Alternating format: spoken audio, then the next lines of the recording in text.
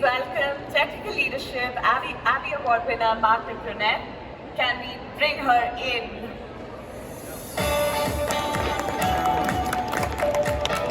Margaret, welcome to the studio.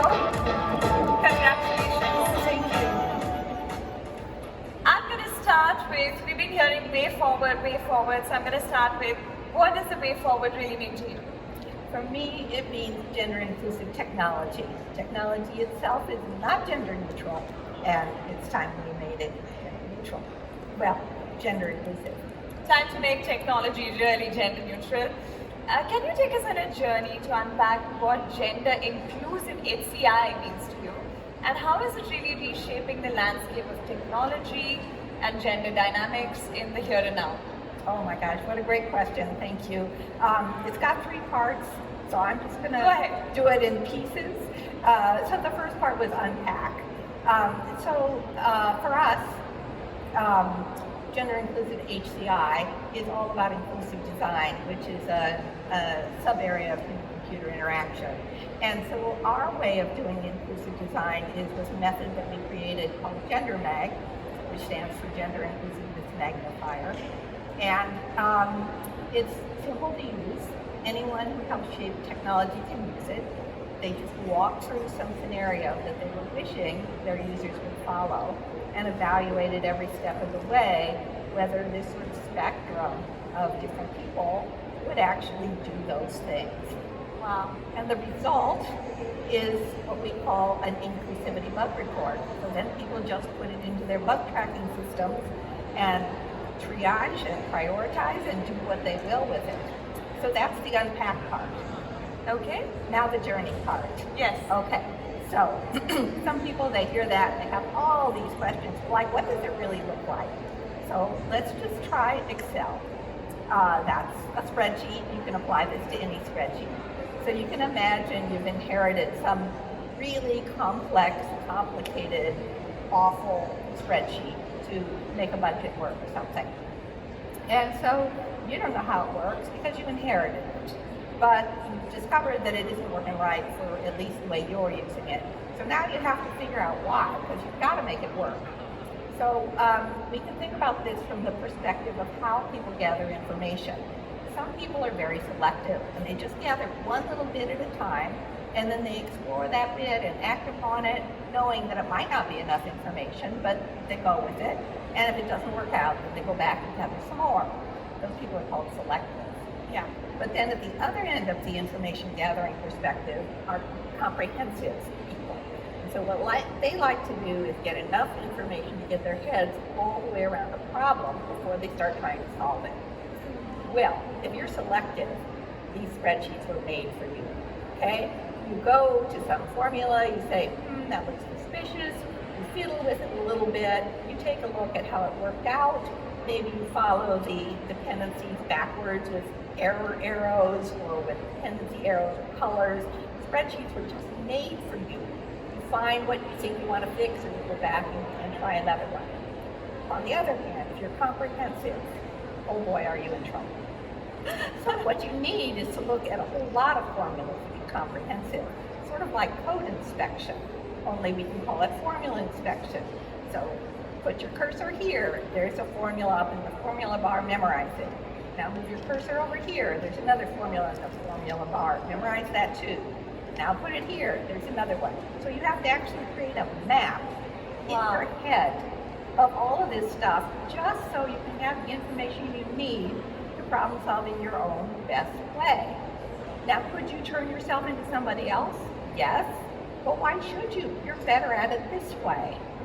So the solution wouldn't be that tough if you only knew to find that sort of thing. So that's what GenderMag helps you do.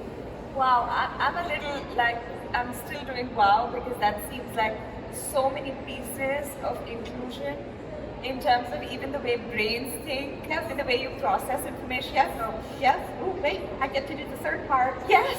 The third part, how's it changing technology? Okay, there are technologists using this method in over 50 countries now. We're so excited. And so, yeah, it's changing all of the technology they build. And you can use it too, it's all free. It's free. It's free. Wow. There's a word. In a world where nobody's typical, and that's exactly what we're speaking about, how do you think we can navigate the cognitive tax of designing technology for individuals with diverse experiences and identities? We touched a little bit on it, but go a little bit more. Yeah, thank you. That's such a good question. Because when we think about analyzing things in the way I just described, like comprehensive information processors and selective information processors, it sounds like just two.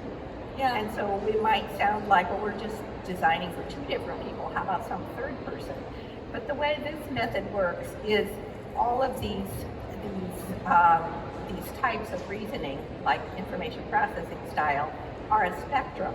And so if you analyze it from one end of the spectrum and the other end of the spectrum, like selective and comprehensive, and then you fix it so that it works for both of those people simultaneously, which is not that hard to do, then what you've done is you've covered the entire spectrum. And so anybody who switches back and forth or does something in the middle or sometimes this, it'll work for everybody if it works for these two.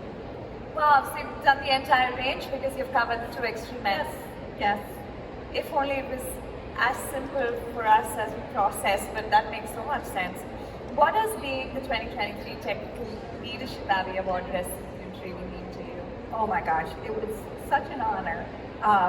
They never exactly tell you why you win, but I think it's probably because of the work with GenderMag that my colleagues and students and collaborators and everybody have been doing with me. And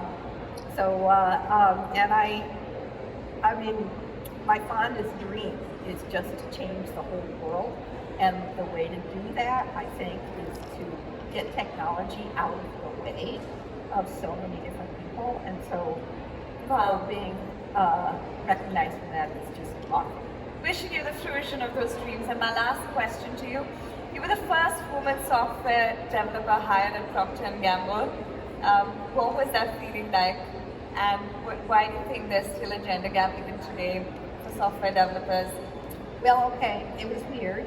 I didn't find out until after I was hired that I was the first woman. And actually, I wasn't the first woman at Procter & Gamble, but I was the first woman at Procter & Gamble Ivordale, which was this huge installation of people. So then after I was hired, I found out that there were all these objections and that somebody tried to make my boss hire this other guy who had no qualifications at all. And the guy said, I want someone with qualifications. So it was weird, and then nobody knew what to do because in these times that just wasn't a thing. And so people would be courtly and say, oh, somebody to brighten up the meeting, and just weird things like that. But at those times, we didn't have the abstractions yet. We didn't have the vocabulary. Yeah. And so these people were trying to be complimentary and courtly and chivalrous, and so they were trying to be nice, but I just felt so strange, and I couldn't even put my finger on it. So I don't know, well, I have lots of opinions about why things have persisted, but I do know a way that they're better.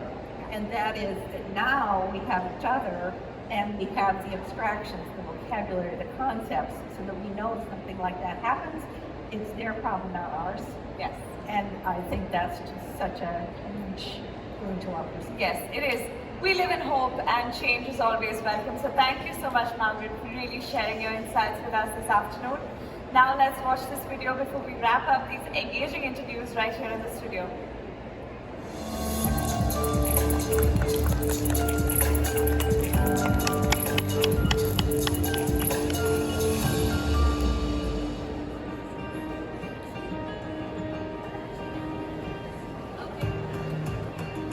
This is really an exciting time in history for women in technology. At AnitaB.org, we work hard to make sure that we recognize those companies where women thrive.